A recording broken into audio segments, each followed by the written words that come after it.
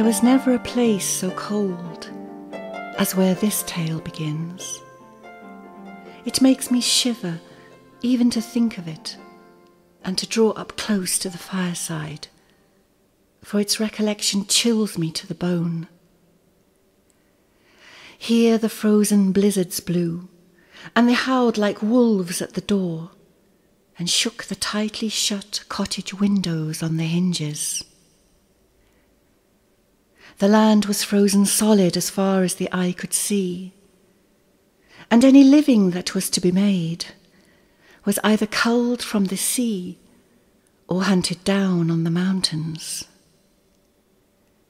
It was a hard and cheerless life, for the sheer struggle for survival left precious little time for the pleasures of the heart. And so it was, and so it had been for a very long time. But one day, something quite different occurred. There was a family here, you see, living in the midst of all this frozen terrain. They were isolated and lonely. There had been a tragedy. They had not recovered. But on this day, very early in the morning when the sun set off to hunt in the mountains, an eagle flew down onto his path, shed his feathers with a quick shake and a wriggle, and revealed himself as a young man. He knew all about the young hunter and his family, and he said that if he would accompany him to the top of the mountain, his mother would give him something that would change all their lives for the better. And so it was that the two of them trudged through the snow and climbed the steep, icy ridges that led to the mountain's peak. It was a very long way up, but as they got close, a loud, thudding sound like a huge drum beating filled the air, and it got louder and louder the higher they climbed. "Whatever is it?" the young hunter inquired of his companion. "It is the sound of my mother's heart beating." Well, very soon they reached the top, and they found her perched on a wide rock. She looked rather old and weary for one with such a loud, drumming heart. Her feathers were quite limp and dull, and her eyes, though keen and wise, had little joy in them. "Ah," she exclaimed, as the young hunter came toward her, "I've been waiting for you. Sit yourself down and listen. There's something I'd like you to do." Well, she then told him all the secrets of festival making. First, how to build a festival house, then all the songs and stories needed for the entertainment.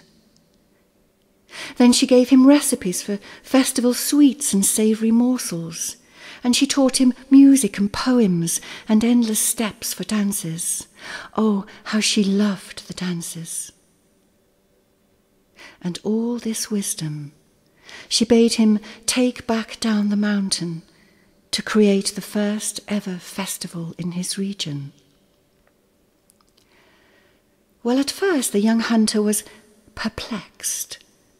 He loved the idea of it all, but as he tried to explain to the old eagle mother, his family knew no one other than themselves.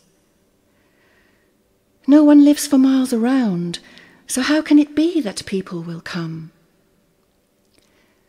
"First build your festival house," the eagle mother responded. "Then the people will come." And so the young hunter returned and did what she had asked.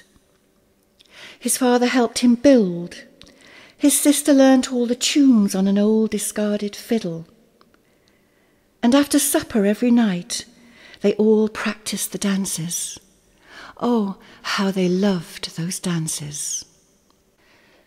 Well, finally everything was ready, and the family set off into the snow, all in different directions to search for guests. And it happened just as the old eagle mother had said, and everywhere they searched, they found strangers, dressed in bearskins, wolf and fox fur coats, and all were eager to come home with them. And that's how their festival began. And at the end of 3 whole days and nights of celebration, the time suggested by the old eagle mother, they all promised that they would do it again whenever the need arose, that they would make time for it, no matter how hard their lives may be. For you see, to be quite honest, they all felt a lot better for it.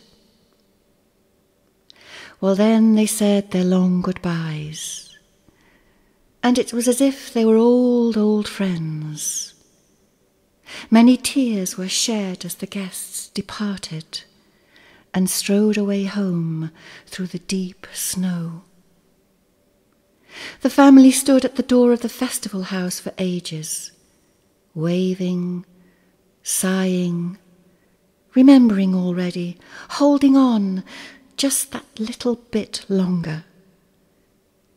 But as it turned out, it was a good thing they did, for they saw then what they would not otherwise have seen: the sight of their guests, their new-found bosom friends, getting down on all fours and leaping away across the snow. Well, they couldn't quite believe it, but inescapably it was true. They had shared their first festival celebration with bears and wolves and foxes. They looked at each other in total amazement, and they laughed so much and for such a long time that their whole bodies ached. And high up on the mountain, though they never knew, the old eagle mother heard them and became young again.